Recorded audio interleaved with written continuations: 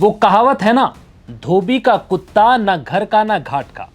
इन दिनों ईरान पर हमले के बाद से अमेरिकी राष्ट्रपति ट्रंप की हालत कुछ ऐसी ही हो चुकी है।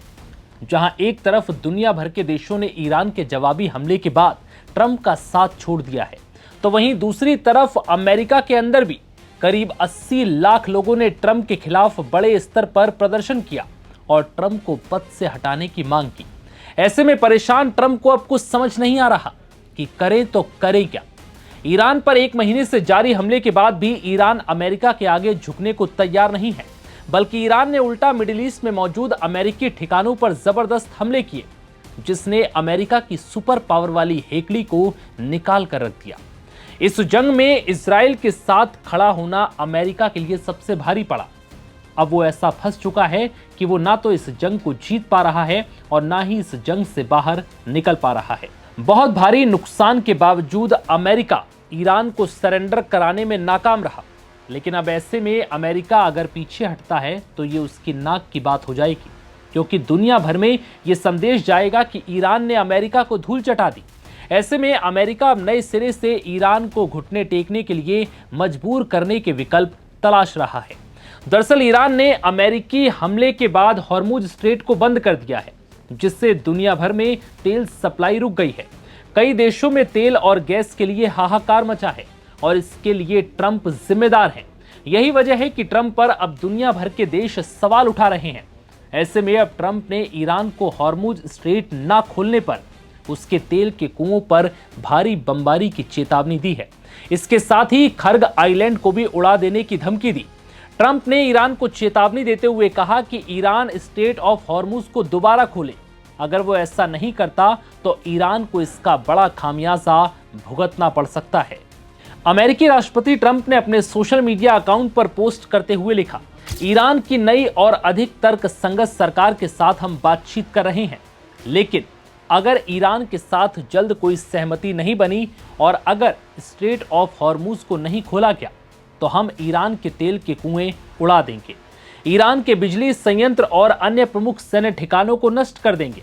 समंदर के खारे पानी को पीने लायक बनाने के लिए ईरान के जो डिसैलिनेशन प्लांट हैं, हम उन्हें भी निशाना बनाएंगे। अभी तक इन संयंत्रों को हमने जानबूझकर टारगेट नहीं किया है, लेकिन जल्द ही इन्हें भी निशाना बनाया जाएगा। इतना ही नहीं, ट्रंप ने कहा कि ईरान के हमले में अमेरिका के जिन सैनिकों को मारा गया है उसका खामियाजा भी तेहरान को भुगतना पड़ेगा। वहीं ईरान ने भी साफ कर दिया है कि वो किसी भी धमकी के आगे झुकेगा नहीं। ईरान का आरोप है कि इजराइल ने कुवैत के डिसैलिनेशन प्लांट पर हमला किया है। ईरान ने आरोप लगाया कि हमें बदनाम करने के लिए ऐसा किया गया। ये इजराइल की क्रूर कार्रवाई है, जिसका बदला हर हाल में लिया जाएगा। वहीं ईरान ने अब अमेरिका से किसी भी तरह की बातचीत से साफ इनकार कर दिया है। बता दें कि अमेरिका ने कई बार बातचीत की इच्छा जताई, लेकिन अमेरिकी शर्तों के आगे ईरान ने बातचीत से साफ इनकार कर दिया। ऐसे में अब अमेरिका के लिए मुश्किल की घड़ी है, क्योंकि दुनिया के तमाम देशों का अमेरिका पर प्रेशर है। वहीं दूसरी तरफ ईरान में कई हमले करने के बावजूद अमेरिका इस जंग से वो चीज़ नहीं पा पाया जिसकी उसे उम्मीद थी। अमेरिका को लग रहा था कि उसके इस तरीके के हमलों के बाद ईरान सरेंडर कर देगा और बहुत ही आसानी से वो ईरान में सत्ता परिवर्तन के लिए कामयाब हो जाएंगे, लेकिन ट्रंप के सारे अरमानों पर पानी फिर चुका है और ट्रंप को इस बात का भी अंदाज़ा नहीं था कि उसके हमलों के बाद दुनिया भर पर क्या फ़र्क पड़ेगा। अब दुनिया के तमाम देश गैस और तेल के संकट से गुजर रहे हैं। ऐसे में हॉर्मुज स्ट्रेट के बंद होने से भविष्य में ये संकट और गहरा सकता है, जिसको लेकर लगातार ट्रंप ईरान को धमकी दे रहे हैं, बातचीत के लिए टेबल पर आने की बात कर रहे हैं, लेकिन अमेरिकी और इजरायली हमलों की चोट से बुरी तरह घायल ईरान अब अपनी जिद पर अड़ गया है।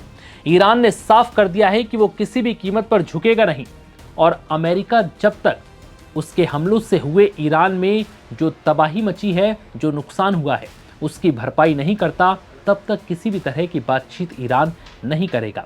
ऐसे में ईरान अब लगातार अमेरिकी सैन्य ठिकानों को निशाना बना रहा है जो मिडिल ईस्ट में मौजूद है। वहीं दूसरी तरफ इजराइल पर भी कई ताबड़तोड़ हमले कर रहा है, जिससे अब ये जंग और लंबी खिंचती नजर आ रही है। फिलहाल इस वीडियो में इतना ही। इजाज़त दीजिए, नमस्कार।